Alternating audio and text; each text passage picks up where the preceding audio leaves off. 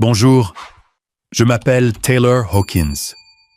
J'ai 35 ans et aujourd'hui, je veux vous raconter l'histoire de ma vie.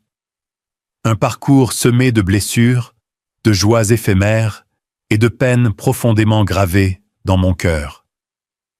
Je suis assise ici dans une petite maison en bois sur une colline à San Diego, là où mon père a été mis en terre, regardant l'océan Pacifique, scintillant sous le coucher du soleil. Le vent souffle, porteur de l'odeur du sel marin et de souvenirs. Souvenirs d'une enfance inachevée, d'un père qui m'a appris à me relever et de cicatrices que le temps n'a jamais pu effacer. Laissez-moi commencer par le début, par les jours où j'étais un garçon de 5 ans. Quand tout dans mon petit monde a commencé à s'écrouler. Je suis né à San Diego, en Californie, dans une petite maison près du port, où l'odeur du poisson et le son des klaxons des bateaux se mélangeaient comme une mélodie familière. Mon père, Thomas Hawkins, était un homme grand, à la voix chaude et profonde, mais ses yeux portaient toujours une tristesse indescriptible. Il travaillait au port à charger et décharger la marchandise, ses mains calleuses et sa chemise toujours trempée de sueur. Ma mère. Je ne me souviens pas beaucoup d'elle. Je sais seulement que son nom était Elisabeth, avec des cheveux blonds dorés et un sourire que je croyais autrefois être mon univers entier. Mais ce sourire a disparu quand j'avais 5 ans. C'était un après-midi pluvieux. J'étais recroquevillé sur le sol, serrant un ours en peluche élimé que ma mère m'avait cousu, écoutant mes parents se disputer dans la pièce voisine. Les cris de ma mère, les tentatives de mon père de garder sa voix ferme, puis le bruit de la porte qui claque. J'ai couru doucement à la fenêtre, regardant à travers la vitre embuée. Ma mère s'éloignait sous la pluie, serrant une valise à côté d'un homme que je ne reconnaissais pas. Elle n'a pas regardé en arrière, pas une seule fois. Je suis resté là, le nez contre la vitre, les larmes coulant sur mon visage, sans comprendre pourquoi. Mon père est entré, m'a pris dans ses bras et a murmuré « C'est juste toi et moi maintenant, Taylor. Mais je te promets que je ne te quitterai jamais. » À partir de ce jour, ma mère a disparu de ma vie. Mon père n'en a jamais parlé et je n'ai pas osé demander. Une fois, j'ai fouillé secrètement dans son tiroir et j'ai trouvé une vieille photo. Dessus, ma mère souriait de toutes ses dents et mon père me tenait, un petit garçon potelé dans ses bras. J'ai caché la photo sous mon oreiller, la regardant chaque nuit, essayant de me souvenir de la chaleur de ma mère. Mais en vieillissant, mes souvenirs d'elle se sont estompés comme un rêve qui se dissout au réveil. Mon père, bien que le cœur brisé, n'a pas laissé le chagrin le vaincre. C'était un homme résilient, croyant toujours que peu importe la rudesse de la vie, il y avait un moyen de s'en sortir. Après le départ de ma mère, il a quitté son emploi au port et a commencé à faire des petits boulots, réparer des voitures, livrer des marchandises, même vendre dans la rue. Il m'emmenait partout, des rues poussiéreuses de San Diego au port lointain. Je me souviens des soirées où nous nous asseyions à l'arrière de son vieux pick-up, mangeant des sandwichs aux poissons frits et regardant le coucher du soleil. Il racontait des histoires sur la mer, sur les navires transportant des marchandises à travers le monde, et son rêve de posséder un jour sa propre entreprise de transport. « Taylor, » disait-il, les yeux brillants, « un jour, nous serons au sommet. Mais il faut te rappeler que rien n'est facile. Il faut se battre.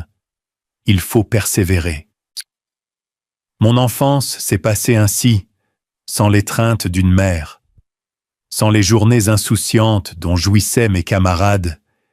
J'ai grandi aux côtés de mon père, lors de longs trajets en camion, au son des vagues de l'océan et de ses grands rêves. J'ai appris à plier mes vêtements à 6 ans, à cuisiner des nouilles instantanées à 7 ans, et à lire des cartes pour guider mon père à 9 ans. Il n'était pas seulement mon père. Il était mon professeur, mon ami et mon monde entier. Mais malgré tous ces efforts, je pouvais toujours sentir un vide dans mon cœur, le vide laissé par une mère qui avait choisi de m'abandonner. Certaines nuits, je m'allongeais sur un vieux matelas dans le petit appartement que nous louions, écoutant mon père soupirer à son bureau. Il s'asseyait là sous la faible lueur d'une lampe jaune, écrivant, calculant, esquissant des plans pour l'avenir. Je savais qu'il faisait tout cela pour moi, pour notre rêve commun, mais je voyais aussi à quel point il était fatigué. Je voyais les rides se former lentement sur son front. Je me suis promis qu'un jour je le rendrais fier, que je l'aiderais à réaliser ce rêve. Quand j'avais 8 ans, mon père a lancé sa première entreprise, une petite société spécialisée dans le transport de marchandises sur courte distance.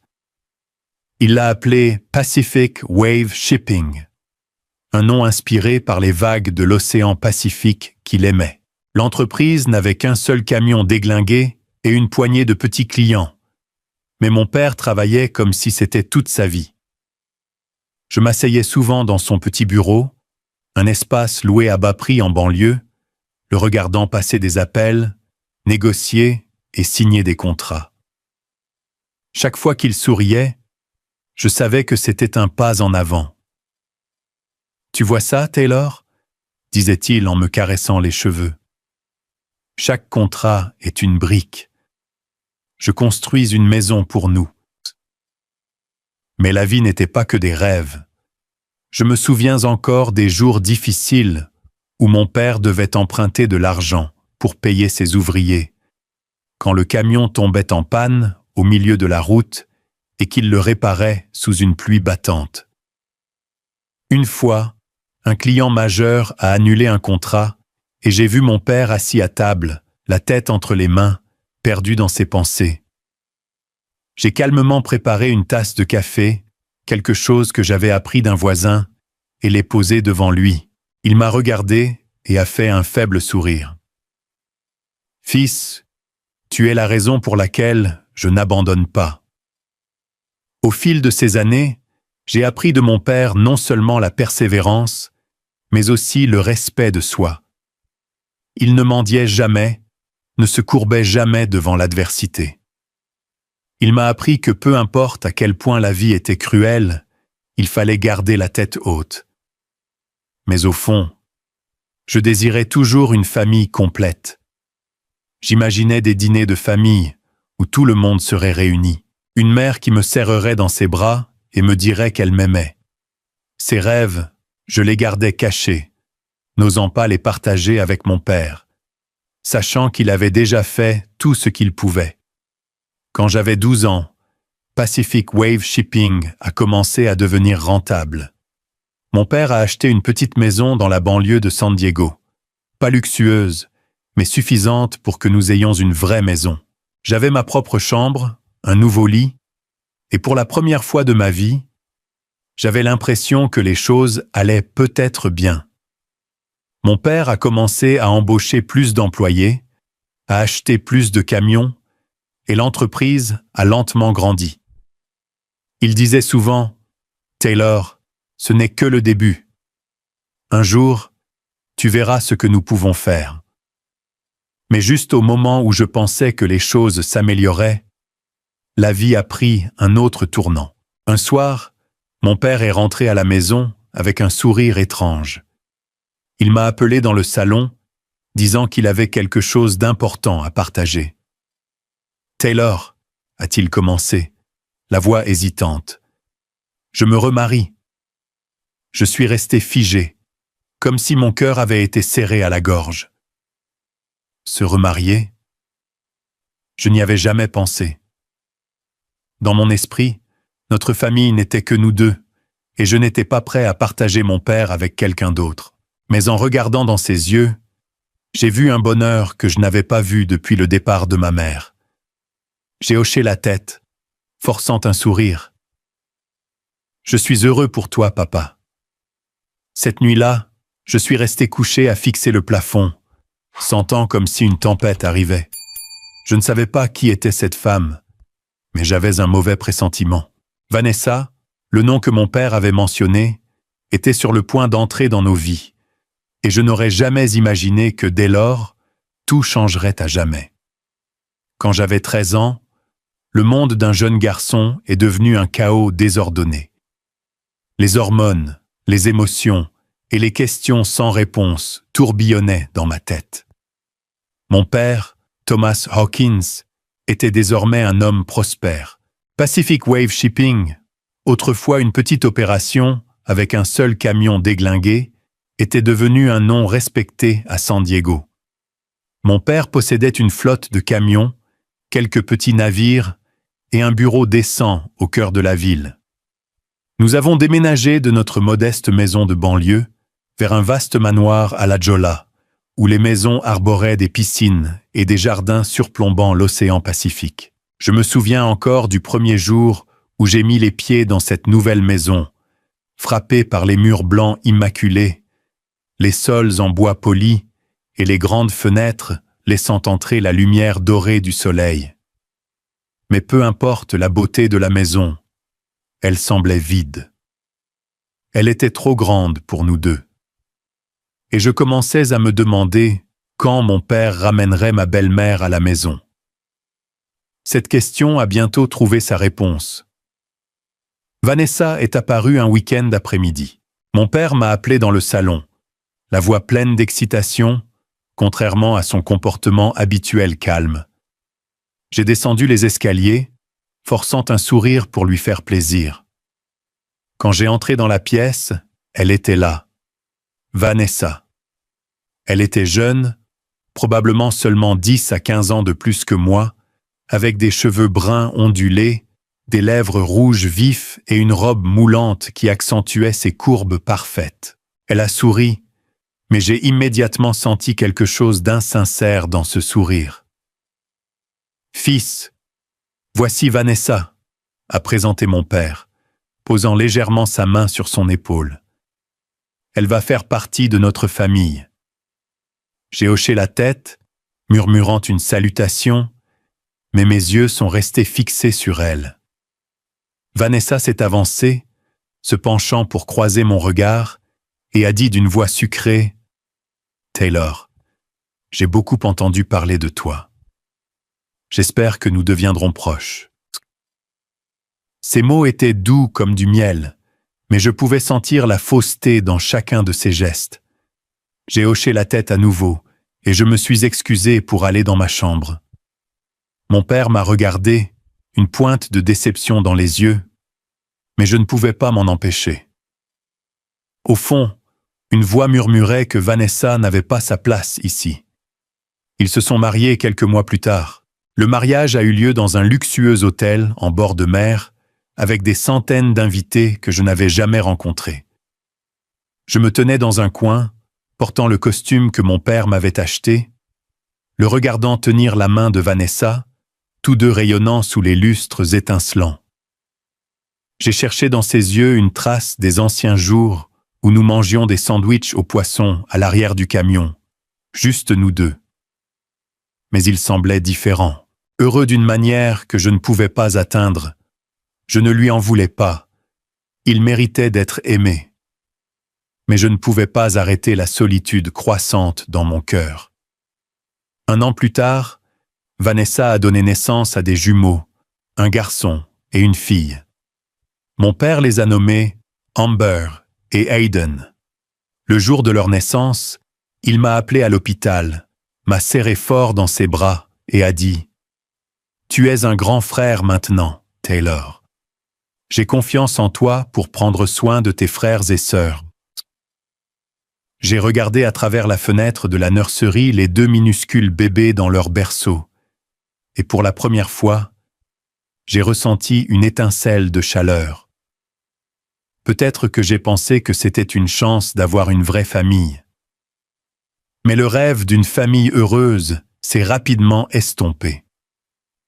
Vanessa, avec sa façade douce devant mon père, a progressivement révélé sa vraie nature. Elle rivalisait constamment pour son attention, depuis les étreintes spontanées quand il rentrait du travail jusqu'aux dîners élaborés. Je savais qu'elle ne cuisinait pas elle-même. Elle parlait de son entreprise comme si c'était la sienne, proposant des idées que je trouvais absurdes, mais auxquelles mon père acquiesçait avec approbation. J'ai commencé à réaliser qu'elle ne voulait pas seulement être une épouse. Elle voulait contrôler tout ce que mon père avait construit à partir de rien. Amber, ma demi-sœur, a grandi rapidement et a hérité de la personnalité de sa mère. Même en tant que tout petit, elle savait flatter. Amber s'accrochait à mon père, l'appelant « cher papa » d'une voix sirupeuse, trouvant toujours des moyens de le faire rire avec ses histoires d'enfants. Mais quand c'était juste moi et Amber, elle montrait son arrogance.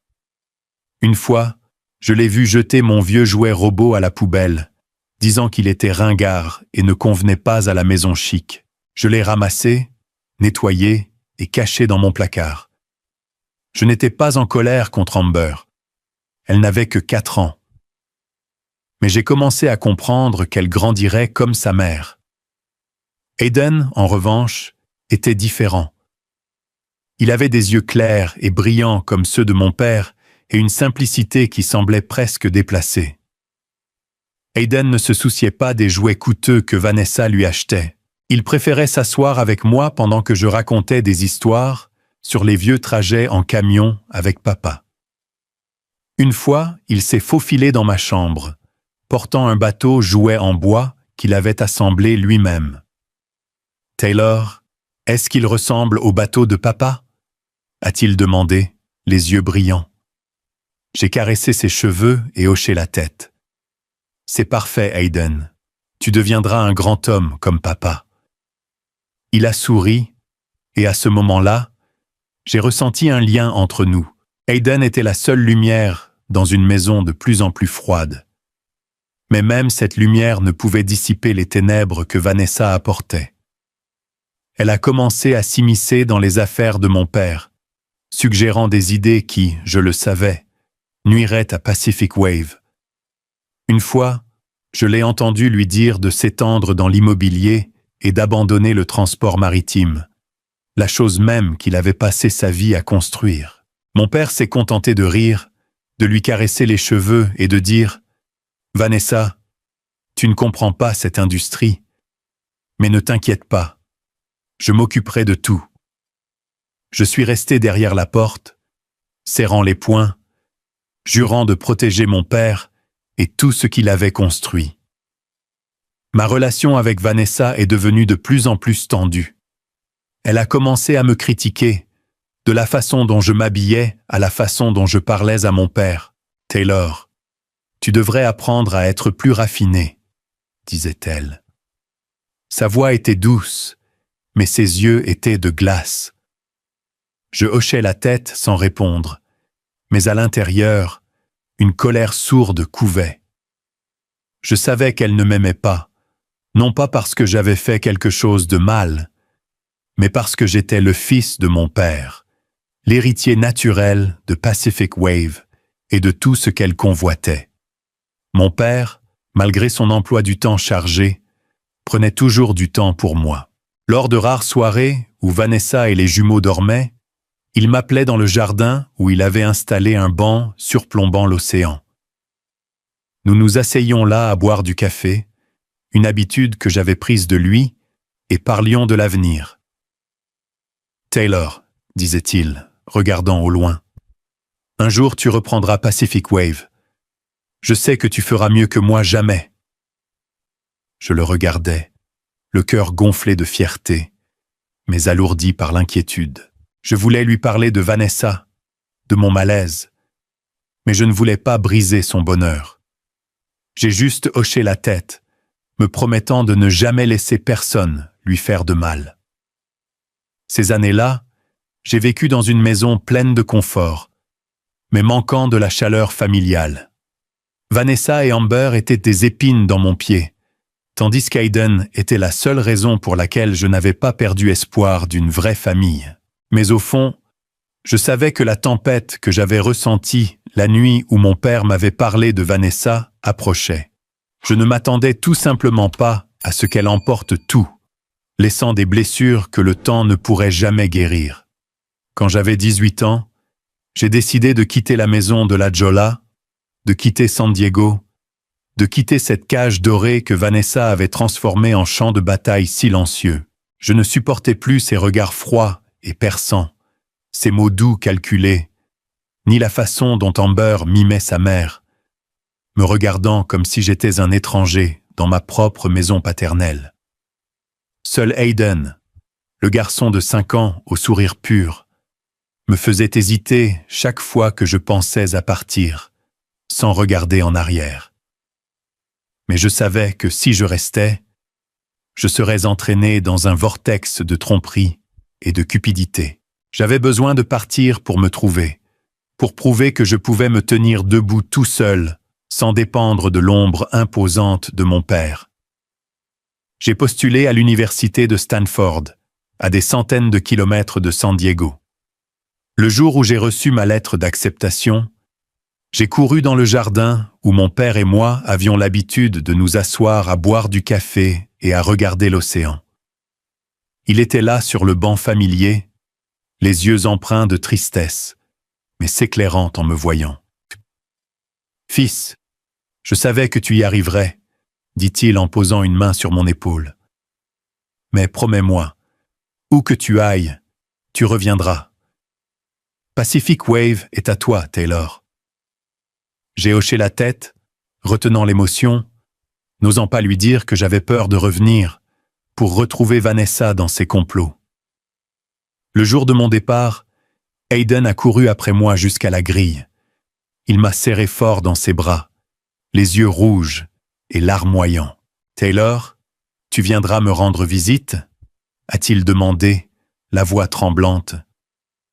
Je me suis agenouillé, lui ai caressé les cheveux et lui ai glissé dans la main une petite maquette de bateau en bois que j'avais faite. Une réplique miniature des navires de Pacific Wave. « Je promets, Hayden. Garde ceci pour te souvenir que je suis toujours avec toi. » Il a hoché la tête, serrant fort le cadeau, et je suis monté dans la voiture, me forçant à ne pas regarder en arrière pour que les larmes ne coulent pas. Stanford était un monde différent. Les vastes amphithéâtres, les professeurs passionnés et les étudiants talentueux du monde entier me faisaient me sentir petit, mais aussi plein d'ambition. J'ai choisi d'étudier l'administration des affaires, non seulement pour perpétuer l'héritage de mon père, mais aussi pour comprendre comment gérer une entreprise, comment protéger un empire comme Pacific Wave de la cupidité, tant interne qu'externe. Je me suis plongé dans mes études, travaillant à temps partiel et rejoignant des clubs d'entrepreneuriat. Les nuits blanches à la bibliothèque, les débats animés avec mes amis et les échecs dans les projets de groupe m'ont formé. Je n'étais plus le garçon qui suivait simplement son père dans les trajets en camion. Je devenais un homme avec mes propres rêves et ambitions. Mais même loin, je ne pouvais pas complètement couper les liens avec ma famille. J'appelais mon père chaque semaine, l'écoutant parler de Pacific Wave, de nouveaux contrats, de nouveaux navires, et d'Hayden, qui grandissait avec un amour pour la mer comme son père. Il mentionnait rarement Vanessa ou Amber, et je ne demandais pas. Une fois, Hayden m'a appelé avec enthousiasme, décrivant comment papa l'avait laissé monter à bord d'un vrai navire pendant ses vacances d'été. « Taylor, je me tenais à la proue et j'avais l'impression que le monde entier m'appartenait, » a-t-il dit. Et j'ai souri, l'imaginant là, les cheveux fouettés par la brise marine. Mais j'ai aussi entendu la solitude dans sa voix. Il a dit « Vanessa devenait plus stricte et Amber était toujours exigeante. Je veux juste être avec toi et papa, » a-t-il murmuré, et mon cœur s'est serré. Après 4 ans, j'ai obtenu mon diplôme avec mention. J'ai décidé de poursuivre un master toujours à Stanford pour approfondir mes connaissances en gestion financière et stratégie d'entreprise. Pendant ces années, j'ai vécu dans un petit appartement, survivant grâce à des bourses et des revenus de mes petits boulots. Je n'ai pas demandé un centime à mon père, non pas par fierté, mais parce que je voulais prouver que je pouvais me débrouiller tout seul. Pourtant, chaque fois que je recevais une lettre de lui, des notes manuscrites envoyées par la poste, mon cœur se réchauffait. Il écrivait sur Pacific Wave ses plans d'expansion et terminait toujours par la même phrase. « Je suis fier de toi, Taylor. N'oublie pas le chemin du retour. » À 26 ans, après avoir terminé mon master, j'ai décidé de retourner à San Diego. Pas parce que la maison de la Jolla me manquait, mais parce que mon père me manquait, Hayden me manquait, et j'ai senti qu'il était temps de faire face à ce que je fuyais. Pacific Wave était désormais une entreprise majeure, avec des dizaines de navires, des centaines d'employés et des bureaux à Los Angeles et à Seattle. Mon père m'a rencontré à l'aéroport, m'a serré fort dans ses bras et a dit « Fils, il est temps que tu te tiens à mes côtés. » J'ai regardé dans ses yeux, remarquant des rides plus profondes et des cheveux grisonnants, mais son regard brûlait encore de la même flamme. J'ai hoché la tête, déterminé à ne pas le décevoir. Il m'a fait entrer chez Pacific Wave en tant que chef de projet. J'ai rapidement fait mes preuves, négociant des contrats, optimisant les itinéraires de navigation et proposant des innovations qui ont fait économiser des millions à l'entreprise. Les collègues plus âgés doutaient d'abord de moi, pensant que j'étais juste un enfant gâté poussé par mon père. Mais j'ai travaillé jour et nuit, lisant chaque rapport, inspectant chaque conteneur, et j'ai progressivement gagné leur respect. Mon père m'a regardé et a souri. « Tu es vraiment mon fils. » Mais de retour dans la maison de la Jolla, c'était toujours une partie d'échecs silencieuse. Vanessa, maintenant une femme d'une trentaine d'années, conservait encore son apparence juvénile, mais ses yeux étaient devenus de plus en plus vifs. Elle m'a salué avec des mots doux, mais j'ai pu voir la tension dans son sourire. Amber, maintenant 14 ans, était devenue une adolescente délurée, toujours vêtue de vêtements coûteux et parlant de luxe. Elle me regardait avec un mélange d'envie et de dédain, comme si j'étais une menace à sa place dans la famille. Amber ne m'importait pas, mais Vanessa était différente. Elle a commencé à se présenter à l'entreprise, à assister aux réunions en tant que consultante pour mon père, bien que je savais qu'elle ne comprenait rien au transport maritime. Chaque fois qu'elle donnait son avis, je devais me retenir de la rabrouer immédiatement. Hayden, également 14 ans maintenant, était mon seul réconfort.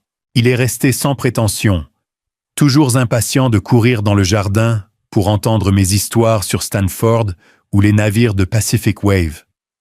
Une fois, il m'a montré un dessin qu'il avait fait, un navire sur l'océan avec mon père et moi debout à la proue.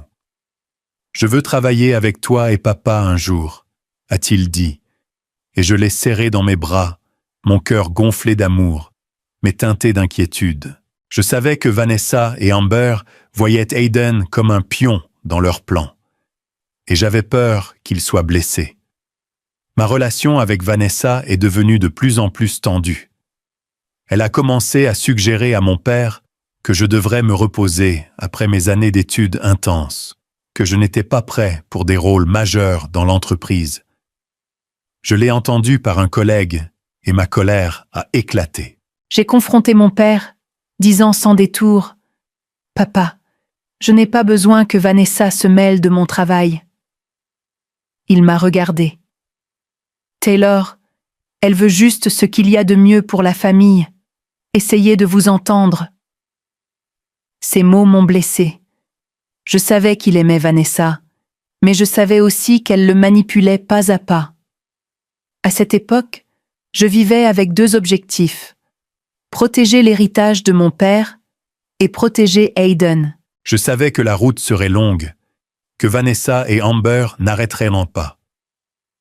Mais je ne m'attendais pas à ce que, quelques années plus tard, tout s'écroule de la manière la plus cruelle possible.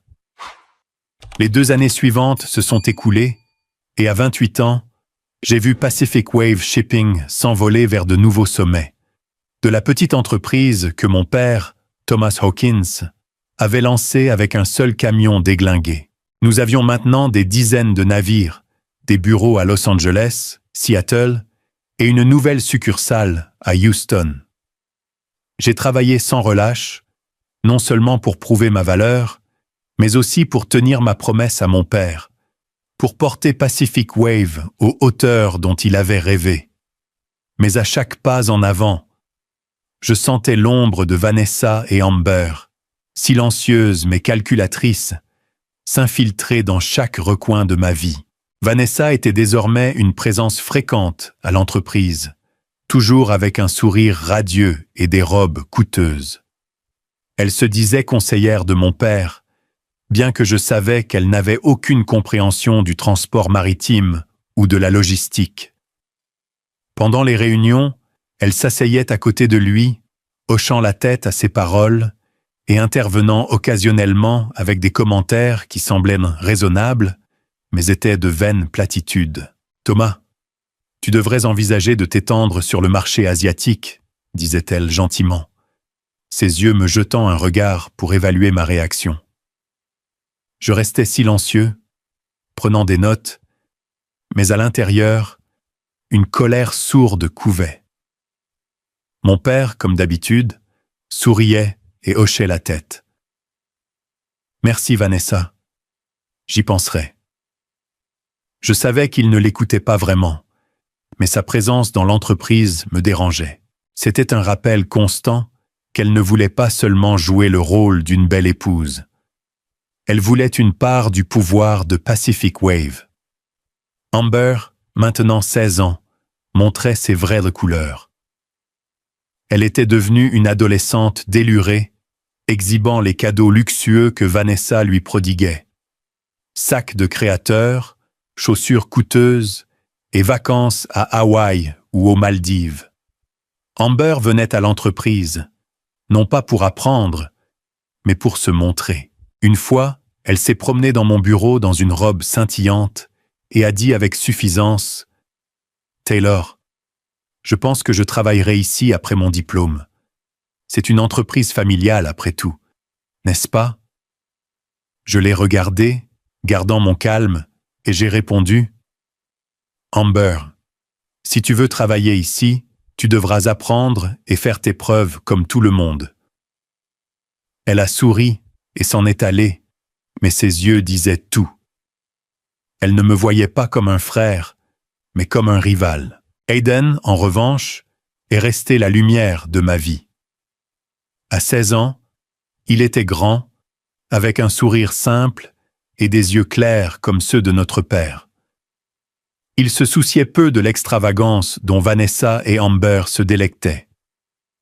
Il préférait passer du temps sur les quais à écouter les marins raconter des histoires de voyages en mer ou à s'asseoir avec moi au bureau en demandant comment gérer un navire. « Taylor, je veux être capitaine de navire un jour comme papa, » a-t-il dit, les yeux brillants. J'ai souri, lui caressant les cheveux. « Tu y arriveras, Hayden. Mais étudie bien d'abord. » Je savais qu'Hayden avait les qualités de notre père. Persévérance, passion et un cœur sincère. J'ai juré de le protéger, d'empêcher Vanessa et Amber de lui faire du mal. Mais j'ai commencé à remarquer les complots discrets de Vanessa. J'ai prêté plus d'attention à ses actions. Elle rencontrait fréquemment des avocats que mon père ne connaissait pas. Elle mentionnait aussi sans cesse qu'il devrait réorganiser ses actifs pour sécuriser un avenir pour Amber et Hayden. Je savais qu'elle avait peur. Peur que moi, son fils aîné, ne soit favorisé. Et elle ne se trompait pas. Un soir, alors que nous étions seuls tous les deux dans le jardin sous le clair de lune argentée, contemplant l'océan, mon père m'a pris la main, la voix basse et sérieuse. « Taylor, j'y ai beaucoup réfléchi. Pacific Wave, Tout ce que j'ai construit sera à toi. Je te fais confiance pour le diviser équitablement, non seulement pour Hayden, mais aussi pour Amber et Vanessa. Je crois en ton cœur et en ton esprit. Tu prendras de meilleures décisions que je ne pourrais jamais le faire. Je l'ai regardé, submergé, ne sachant que dire. Sa promesse était un lourd fardeau, mais aussi la plus grande fierté de ma vie. J'ai hoché la tête, jurant de ne pas le décevoir. Ces années, j'ai vécu une guerre silencieuse. Vanessa et Amber étaient d'un côté avec leurs faux sourires et leurs agendas secrets. J'étais de l'autre, déterminé à protéger Pacific Wave et Hayden. Mon père, pris entre deux feux, nous aimait tous à sa manière, mais je savais qu'il ne voyait pas les ténèbres qui grandissaient au sein de son propre foyer. J'espérais seulement pouvoir tout maintenir intact avant que la tempête que j'avais toujours sentie ne frappe enfin. À 34 ans, Pacific Wave Shipping était devenu une icône de l'industrie maritime. Je dirigeais l'entreprise de tout mon cœur, non seulement parce que c'était l'héritage de mon père, mais parce que c'était le témoignage des années de sueur et de larmes qu'il y avait investies. Mon père, maintenant dans la soixantaine, venait encore au bureau chaque jour malgré mes encouragements à se reposer. Il s'asseyait à son bureau, regardant par la fenêtre vers la mer, racontant des histoires des débuts quand il a lancé l'entreprise. « Taylor, disait-il, les yeux brillants comme autrefois, tu as fait plus que je n'en avais jamais rêvé. » Ces mots alimentaient ma détermination, mais ils me pesaient aussi, sachant que Vanessa et Amber attendaient que je fasse une erreur. Un matin d'octobre, alors que j'étais au bureau en train de réviser un nouveau contrat avec un partenaire japonais, mon téléphone a sonné. La voix tremblante de la secrétaire de mon père est venue à travers. « Taylor, vous devez venir à l'hôpital maintenant. Monsieur Tomit a eu une crise cardiaque. » J'ai lâché mon stylo. Mon cœur s'est arrêté. Je me suis précipité dehors, conduisant comme un fou dans les rues encombrées de San Diego. Mon esprit était vide, à l'exception des images de mon père, l'homme indomptable qui m'avait tout appris. Quand je suis arrivé à l'hôpital, Vanessa et Amber étaient déjà là dans le couloir, les yeux rouges. Hayden, qui étudiait maintenant à Berkeley, n'était pas encore arrivé. Je me suis précipité vers les urgences, mais un médecin m'a arrêté. « Monsieur Hawkins, dit-il, la voix lourde de chagrin, nous avons fait tout ce que nous pouvions. Votre père, il est parti. » Je suis resté figé, sentant le monde s'écrouler autour de moi. Mon père, l'homme qui m'avait tenu quand ma mère était partie, qui m'avait appris à me relever après chaque chute, était parti. Je suis entré dans la pièce, le voyant allongé là, son visage paisible mais froid. J'ai pris sa main, les larmes coulant sans contrôle. « Papa », ai-je murmuré. Je suis désolé de ne pas avoir pu en faire plus. Vanessa est entrée en m'étreignant, mais j'ai senti la fausseté dans son étreinte. Amber se tenait derrière, sanglotant, mais ses yeux me jetaient un regard comme si elle calculait quelque chose. Je m'en fichais. À ce moment-là, je voulais seulement qu'Hayden soit là pour partager cette douleur. Les funérailles de mon père ont eu lieu solennellement dans une grande église du centre-ville de San Diego.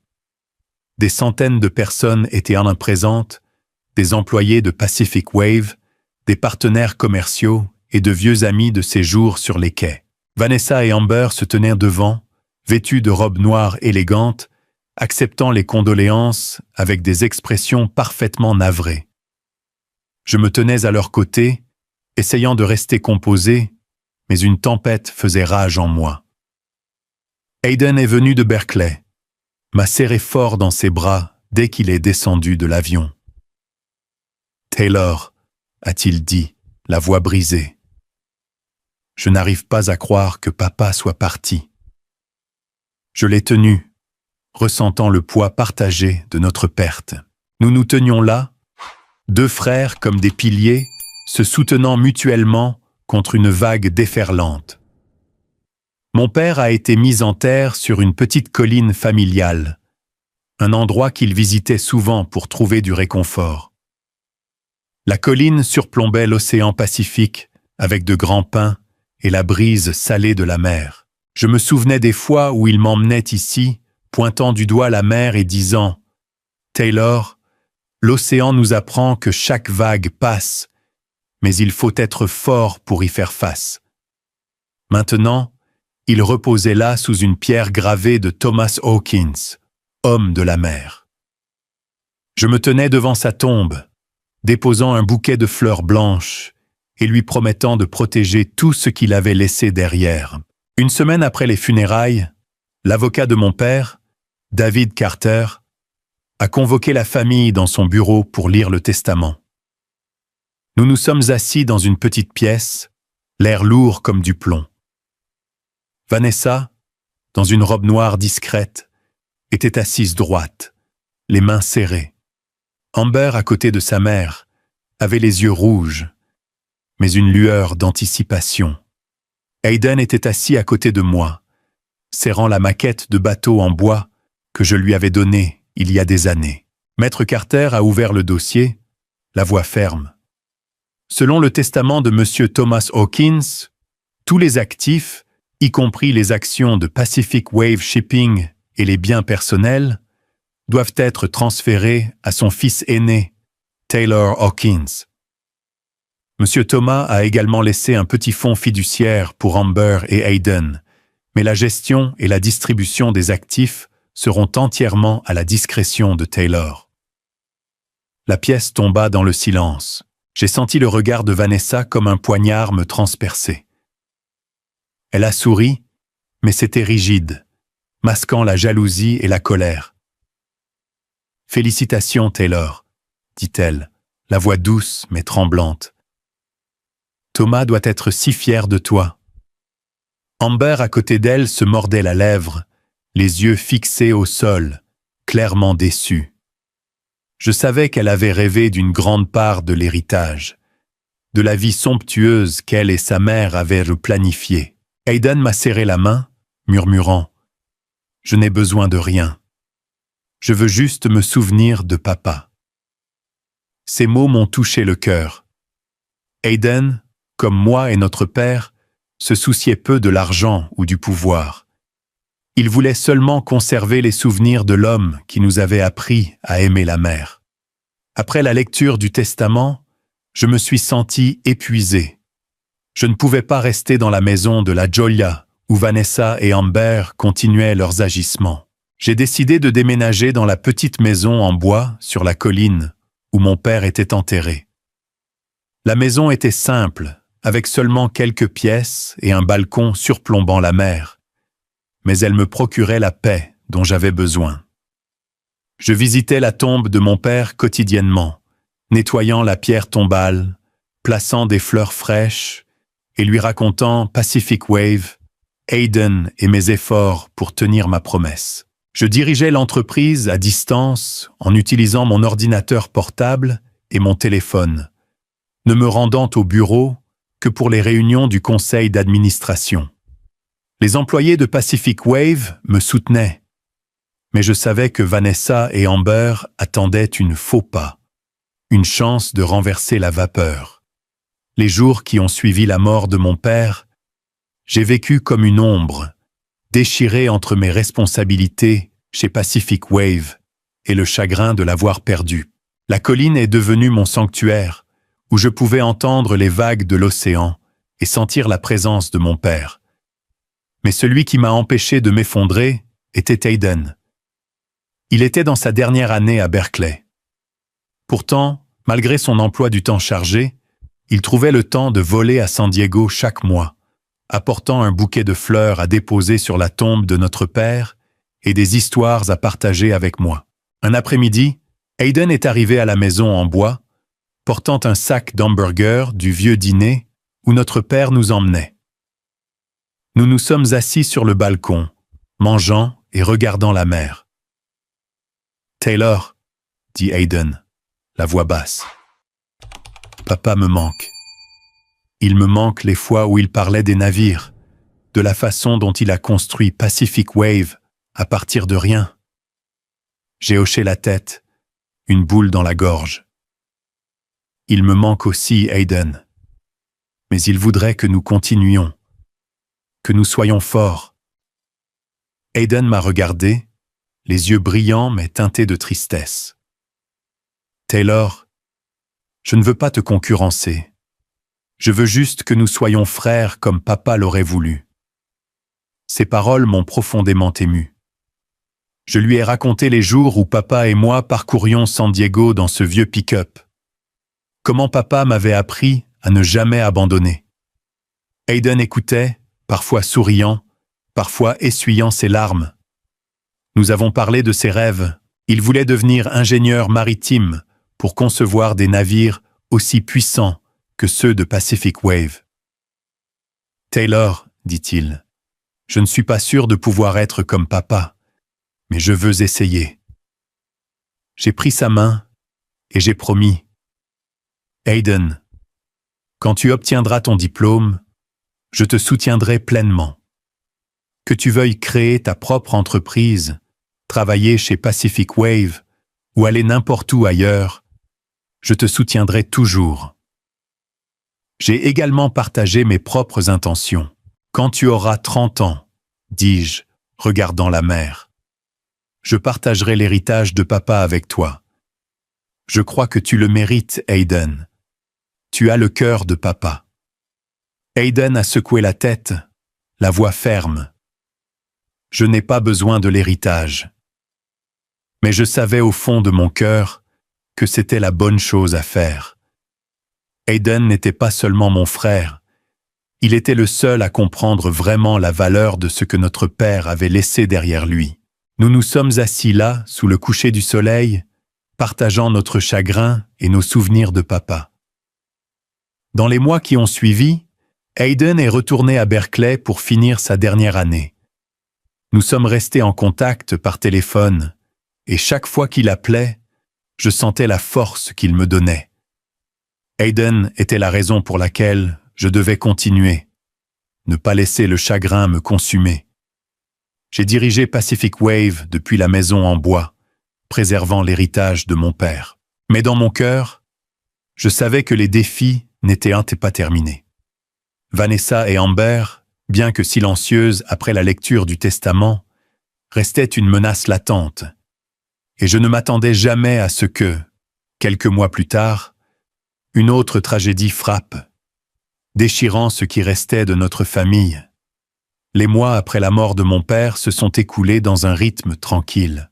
Chaque matin, je me promenais jusqu'à sa tombe, sur la colline, plaçais une fleur blanche sur la pierre et lui murmurais des nouvelles de Pacific Wave, d'Hayden et de mes efforts pour tenir ma promesse. La petite maison en bois sur la colline est devenue mon refuge, où je pouvais entendre les vagues de l'océan et sentir la paix que mon père trouvait ici autrefois. Puis est venu mon 35e anniversaire. Je n'avais pas pris l'habitude de fêter les anniversaires, surtout après le décès de mon père. Pour moi, ce n'était qu'un jour de plus, une occasion de m'asseoir sur le balcon de la maison en bois, siroter du café et regarder la mer. Mais ce matin-là, en revenant de sa tombe, j'ai trouvé un petit paquet à ma porte. Il était soigneusement emballé dans du papier argenté chatoyant, sans nom d'expéditeur. Seulement une petite carte qui disait « Joyeux anniversaire, Taylor ». J'ai froncé les sourcils, ramassant la boîte, notant son poids considérable. Un sentiment de malaise s'est installé, mais je me suis dit que ce pourrait juste être un cadeau d'un partenaire ou d'un employé de Pacific Wave. J'ai ouvert la boîte, révélant une montre Rolex, une Submariner en or blanc brillante au soleil. Elle était belle, coûteuse et complètement différente de ce que j'aurais acheté pour moi-même. Je l'ai tenue, l'admirant, mais mon cœur était lourd. J'avais déjà un objet de souvenir bien plus précieux, la vieille Seiko de mon père, une simple montre qu'il portait tout au long de ses années d'entrepreneuriat. Cette Rolex, bien que luxueuse, ne signifiait rien pour moi. Mes pensées se sont tournées vers Hayden. Il était dans sa dernière année à Berkeley, travaillant dur pour obtenir son diplôme avec mention. Un cadeau comme celui-ci pourrait être un coup de pouce pour lui, une façon de lui montrer que je croyais en son avenir. J'ai réemballé la Rolex et j'ai écrit une courte note. Hayden, ce cadeau est pour t'encourager. Je suis fier de toi, Taylor. Je l'ai envoyé par livraison express à son dortoir à Berkeley, avec une boîte de cookies de notre dîner préféré. Puis je suis retourné au travail, ne pensant plus grand-chose au cadeau. Je voulais juste qu'Hayden sache que, malgré les centaines de kilomètres qui nous séparaient, j'étais toujours là pour lui. Le lendemain, alors que j'étais assis à mon bureau dans la maison en bois, en train de réviser des rapports financiers, la sonnette a retenti. J'ai ouvert la porte, surpris de voir Vanessa et Amber debout là. Vanessa portait une robe élégante, mais son visage était tendu, dépourvu de son habituel sourire faux. Amber se tenait derrière, ses yeux scrutant la maison en bois avec dédain. « Taylor », dit Vanessa, sa voix s'efforçant de paraître amicale. « Nous voulions te rendre visite. Ça fait un moment, n'est-ce pas ?» J'ai hoché la tête, les invitant à entrer, bien que la suspicion me rongeait. Elles n'étaient pas venues ici depuis que j'avais quitté la maison de la Jola.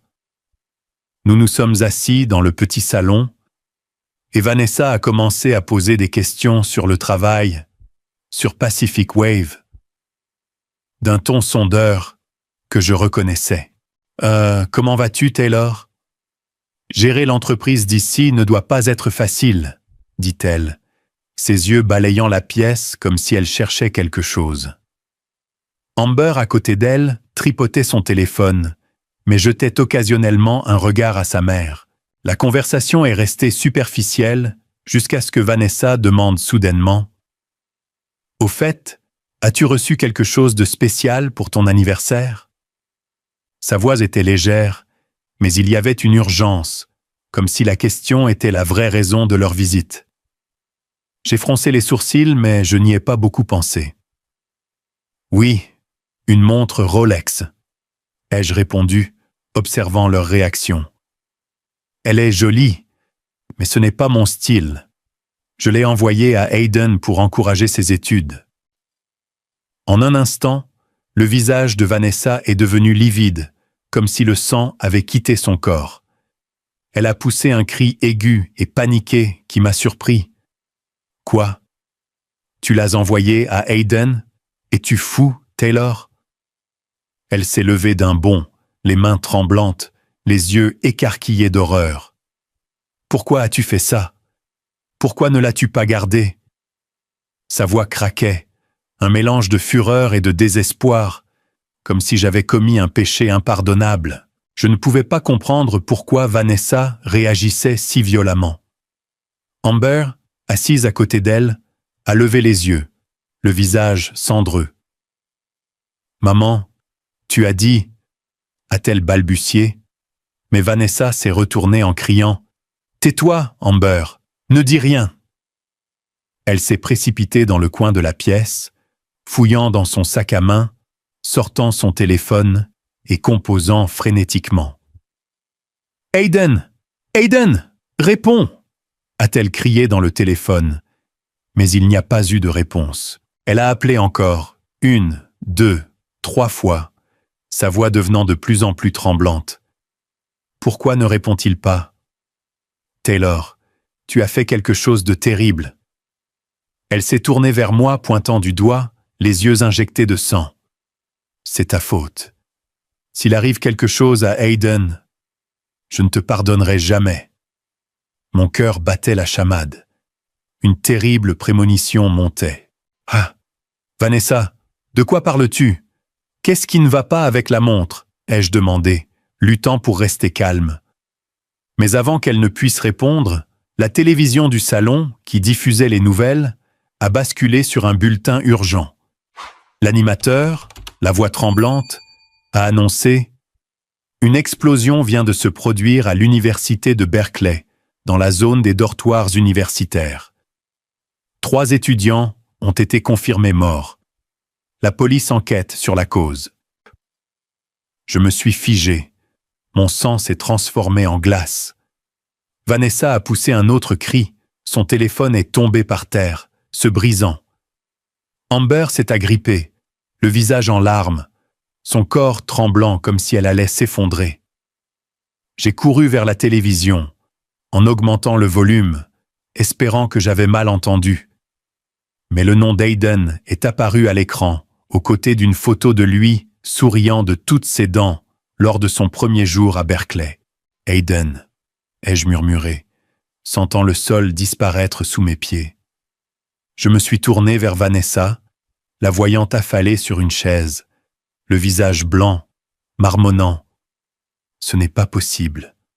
Ce n'est pas possible. » Amber s'est agrippée à sa mère, pleurant, mais ses yeux évitaient les miens.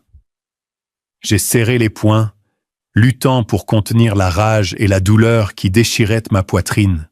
« Vanessa », ai-je dit entre mes dents, « que sais-tu de tout ça ?» Elle a secoué la tête, mais la panique dans ses yeux m'a tout dit. Il y avait un secret, une vérité horrible cachée derrière ce cadeau d'anniversaire. « Si tu es derrière tout ça, je te ferai payer toi et ta fille, » ai-je dit fermement, attrapant mes clés de voiture. Je me suis précipité dehors, j'ai sauté dans ma voiture et j'ai filé vers Berkeley, sachant qu'il était déjà trop tard. Sur le chemin, j'ai appelé la police, les amis d'Aiden, quiconque pouvait m'offrir une étincelle d'espoir. Mais quand je suis arrivé sur les lieux, je n'ai trouvé que la dévastation.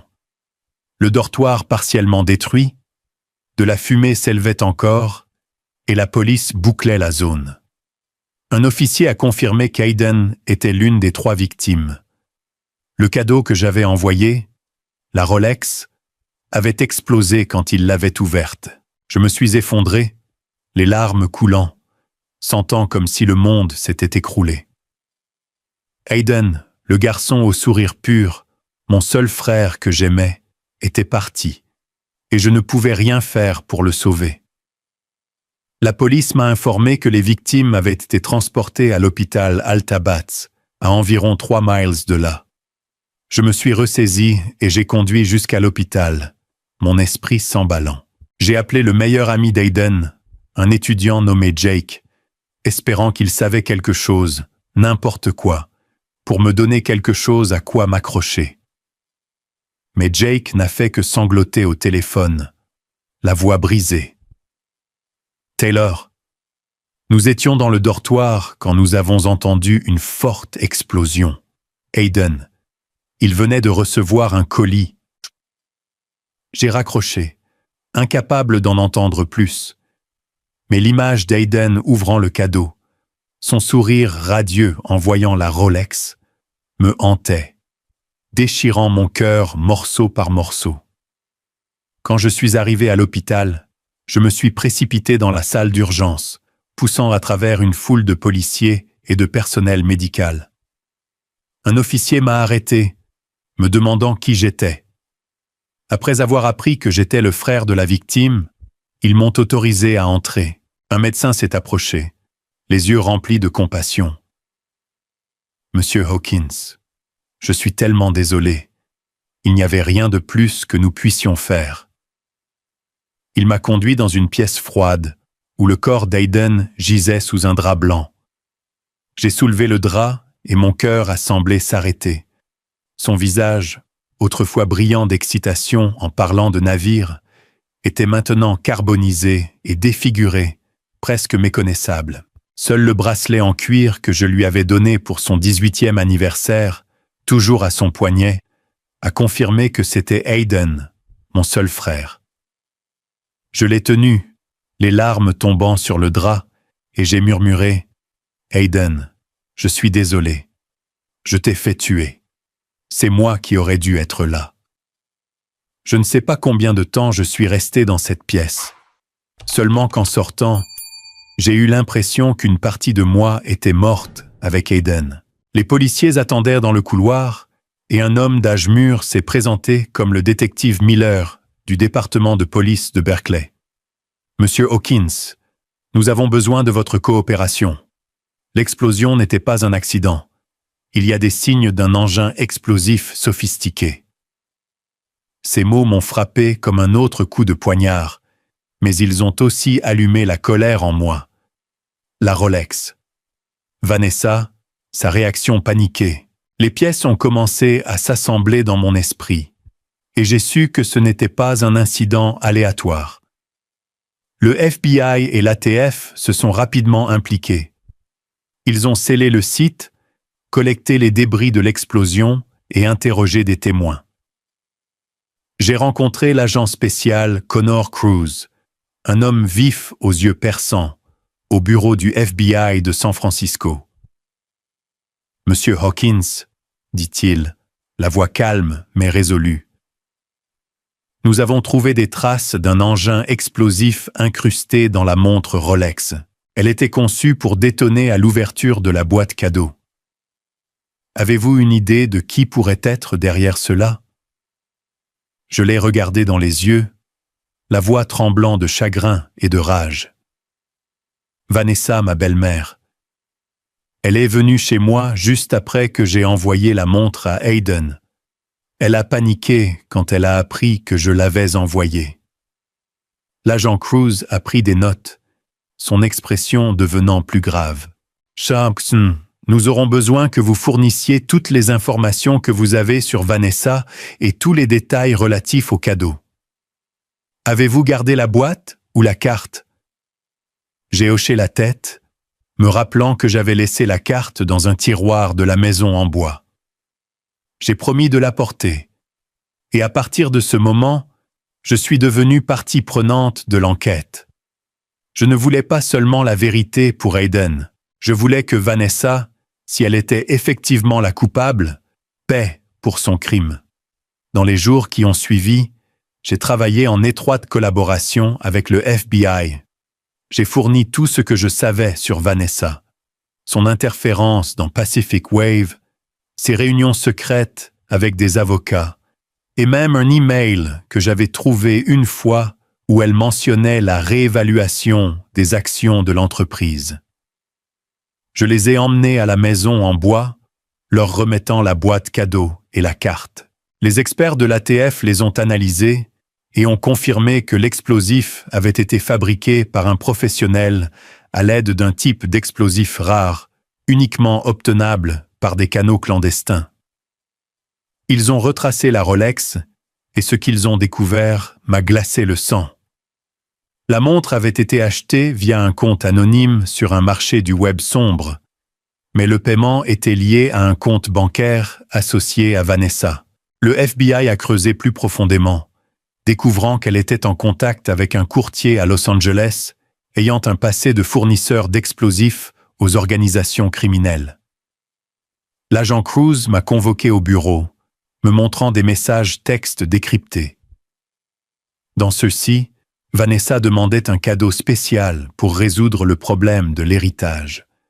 Son motif est devenu clair. Elle voulait m'éliminer de Pacific Wave, s'assurant que l'héritage de notre père irait à Amber et Aiden.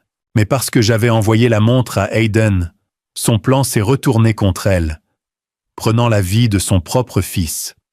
Je me suis assis au bureau du FBI, écoutant l'agent Cruz, me sentant comme si j'avais été poignardé une centaine de fois. Vanessa avait l'intention de me tuer, mais elle avait plutôt involontairement tué son propre fils. Cette tragédie n'était pas seulement ma perte, c'était le châtiment le plus cruel pour sa cupidité. J'ai serré les poings, retenant mes larmes, et j'ai demandé « Sera-t-elle arrêtée ?» L'agent Cruz a hoché la tête. Nous rassemblons suffisamment de preuves pour l'arrêter, mais Monsieur Hawkins, vous devez vous préparer. Cette affaire fera grand bruit. Vanessa a été arrêtée 3 jours plus tard à la maison de la Jolla. Je n'étais pas là, mais l'agent Cruz m'a dit qu'elle avait crié, pleuré et essayé de tout nier en étant menottée. Je ne voulais pas faire de mal à Hayden. Je voulais juste protéger mes enfants, a-t-elle crié. Mais personne ne l'a cru. Amber, témoin de sa mère emmenée, s'est effondrée par terre, sanglotant. La nouvelle de l'arrestation s'est rapidement répandue et Pacific Wave est devenu le centre des titres. Explosion à Berkeley. Belle-mère accusée d'avoir comploté pour tuer son beau-fils pour l'héritage. Ont crié les journaux, me donnant la nausée. Pas parce que la vérité était révélée, mais parce que cela me rappelait qu'Hayden était parti à cause de la cupidité de sa propre mère. Vanessa s'est complètement effondrée après son arrestation. Elle a été emmenée dans un hôpital psychiatrique où les médecins lui ont diagnostiqué une grave dépression nerveuse. Elle s'asseyait dans sa chambre, murmurant le nom d'Hayden, pleurant et se blâmant. Je ne lui ai pas rendu visite, non pas parce que je ne voulais pas la confronter, mais parce que je ne pouvais pas lui pardonner. Elle avait pris Hayden, la seule personne que je considérais comme ma vraie famille après mon père. J'espérais seulement qu'elle vivrait avec cette douleur pour le reste de sa vie. Amber, quant à elle, s'est enfoncée dans une profonde dépression. Elle n'était plus la fille délurée exhibant sa vie sur les réseaux sociaux. La pression de la critique publique, les gros titres la qualifiant de fille d'un meurtrier, et la douleur de perdre Hayden l'ont coupée du monde. L'enquête du FBI a innocenté Amber de toute connaissance du plan de sa mère, mais elle a toujours fait face à des interrogatoires de police et à l'ostracisme de ses amis. Je ne l'ai pas vue, mais une fois, elle m'a envoyé un message. « Taylor, je suis désolé. Je ne savais pas que ma mère pouvait être si cruelle. » Je n'ai pas répondu, non pas par colère, mais parce que je n'avais plus la force d'affronter d'autres faux semblants. Dans les jours qui ont suivi la mort d'Hayden, j'ai vécu comme un fantôme, errant dans la maison en bois sur la colline. Chaque matin, je me promenais jusqu'à la tombe de mon père. Et maintenant, à côté d'elle se trouvait celle d'Hayden. En moins de 8 mois, j'avais perdu les 2 personnes les plus chères à mon cœur. Mon père, qui m'avait appris la résilience, et Hayden, mon petit frère, au sourire pur, le seul que je considérais comme ma vraie famille. Je me tenais là sous les pins, la brise marine portant le sel amer de mes larmes. J'ai déposé un bouquet de fleurs blanches sur la tombe d'Hayden, à côté de la maquette de bateau en bois qu'il chérissait comme un trésor. « Hayden » ai-je murmuré, la voix étranglée. « Je suis désolé, je t'ai laissé te faire tuer. » Les funérailles d'Hayden ont été simples mais dignes, contrairement à la grandeur de celle de mon père. Je ne voulais pas de regards curieux, ni de chuchotements de la part d'étrangers. Seuls quelques-uns des amis proches d'Hayden de Berkeley, quelques employés fidèles de Pacific Wave et moi avons assisté. Je me tenais près de son cercueil, regardant son visage, partiellement reconstruit par le personnel de la morgue, mais incapable de cacher les blessures de l'explosion. J'ai tenu sa main une dernière fois, sentant la froideur de la mort, et j'ai promis que cette tragédie ne se reproduirait plus jamais. Ni Vanessa, ni Amber, ni personne de la maison de la Jolla n'était là. Je ne les avais pas invités et ils n'ont pas osé venir.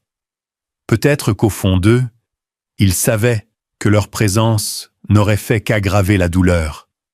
J'ai choisi d'enterrer Hayden à côté de notre père, sur la colline, surplombant l'océan Pacifique. C'était l'endroit préféré de mon père, où il avait dit un jour que la mer nous apprenait à affronter ces vagues. J'ai érigé une petite pierre pour Hayden, gravée d'Hayden Hawkins, amoureux de la mer.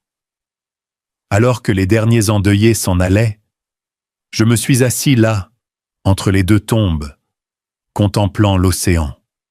Le coucher du soleil peignait l'horizon en rouge, et j'imaginais voir les silhouettes de mon père et d'Aiden debout sur un navire, me faisant signe. J'ai pleuré, non pas par faiblesse, mais parce que je savais que je n'entendrais plus jamais leur voix. Jamais partager avec eux des rêves de mère. La vérité sur Vanessa, la Rolex et la mort d'Aiden a révélé une dure leçon. La cupidité peut tout détruire. Vanessa, dans son ambition aveugle de s'emparer de Pacific Wave, n'avait pas seulement brisé sa propre famille, mais avait pris la vie de son propre fils. J'ai pensé aux années pendant lesquelles elle et Amber s'étaient frayé un chemin dans la vie de mon père avec leurs stratagèmes, leurs faux sourires, leurs flatteries et leurs complots secrets. J'ai réalisé que sans sa cupidité, Aiden serait peut-être encore là, m'appelant chaque semaine, parlant des navires qu'il rêvait de concevoir. Mais la cupidité de Vanessa avait tout réduit en cendres, et le prix qu'elle avait payé était une perte irréparable. J'ai décidé de couper tous les liens avec Vanessa et Amber. Ce n'était pas par haine, mais parce que je ne pouvais pas vivre dans un monde régi par la tromperie et la trahison. Vanessa, maintenant dans un hôpital psychiatrique, passerait probablement le reste de sa vie hantée par la culpabilité pour la mort d'Aiden. Amber, bien que non directement impliquée, faisait face aux conséquences des actions de sa mère. Son message est resté dans mon téléphone, mais je n'ai pas répondu. Je ne savais pas si son remords était sincère ou juste une tentative de sauver sa réputation. Quoi qu'il en soit, je n'avais plus de place pour elle dans ma vie. Je suis retourné chez Pacific Wave, non pas avec le zèle que j'avais autrefois, mais avec un lourd sens du devoir. L'entreprise était l'héritage de mon père, le rêve que nous avions construit ensemble. Je me suis assis dans son ancien bureau en regardant la montre Seiko qu'il avait laissée sur le bureau. J'avais l'impression qu'il veillait encore sur moi. J'ai continué à gérer Pacific Wave, négociant de nouveaux contrats, développant la flotte et assurant que le nom de mon père, Thomas Hawkins, reste un phare dans l'industrie maritime. Mais chaque jour, en retournant à la maison en bois, je portais une blessure qui ne guérirait jamais. Chaque fois que je regardais la mer, je voyais Aiden, le garçon aux yeux brillants et aux grands rêves, et mon cœur me faisait mal. J'ai commencé à écrire un journal documentant les souvenirs de mon père et d'Aiden.